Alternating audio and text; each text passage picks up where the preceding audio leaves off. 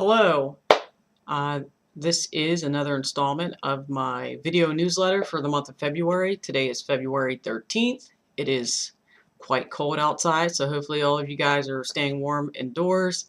And if you do venture out, please layer up because it's not nice outside at all. I wanted to go over a few things just to kind of keep everybody, on task with their fitness goals. The number one thing I want to talk about, which should be the number one priority, is nutrition. And all of you know my basic thoughts on nutrition, that being you want to have a healthy balance of protein, carbs, and fat. It's not the exact item that you choose to eat, whether you want a potato or a cookie. It's basically all about the end point or the end number. Whatever your total calorie count should be every day, that's the number you want to hit. You don't want to go over. And that's important for you to reach your goals. One of the things that I've been, talking about a lot in respect to hitting those calorie targets, hitting those targets for protein, carbs, and fat is meal prep. If you prepare your foods in advance using, a scale, measuring cups, whatever you have, so that your food is portioned correctly to meet those protein, carb, and fat targets, you're more likely to hit your numbers. And then consistently doing that over time will show you the results of your efforts, especially, if you're working really hard in the gym. You don't want to work really hard in the gym and then realize that your nutrition is not where it needs to be. Is it easy to get your nutrition in check? It definitely isn't. I mean, there's times where I take a month off from tracking food because it does get a little tedious, but I've been doing this for such a long time that I can keep my calories in range by eyeballing. Okay, that's 4 ounces of chicken. That's a quarter cup or a half a cup of rice. That is a tablespoon of fat. If you're at that point, that's awesome. But at the same time, you always want to make sure you keep yourself in check. So if you take a little time off from meal prepping, or you take a little time off from measuring and weighing your food, you want to go back to it because you don't want to stray so far to where you're realizing that you're not looking the same or your weight's picking up, and you may actually be eating more than you should based on your activity level. And being consistent with that, logging in the food, it's always a reminder that you're doing your best, you're doing what you're supposed to do. And then that kind of eliminates the plateaus that come along with losing weight or putting on lean muscle or, just feeling healthy overall. The next thing I wanted to talk about is maintaining an effective level of activity. An effective level of activity, just, the basis for that would be working out 30 minutes a day, low to moderate intensity for seven days out of the week, which is every day.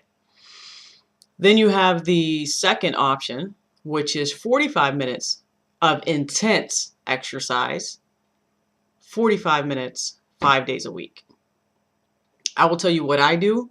I work out 3 hours a week, and that is 3 training sessions, 3 days a week. That's my own personal choice. That's how I can fit things in my schedule.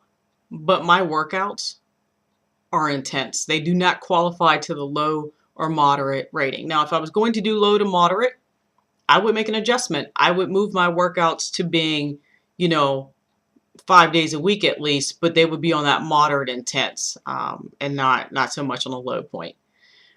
So you have to go and see if you are doing something daily, and there's various things that you can do.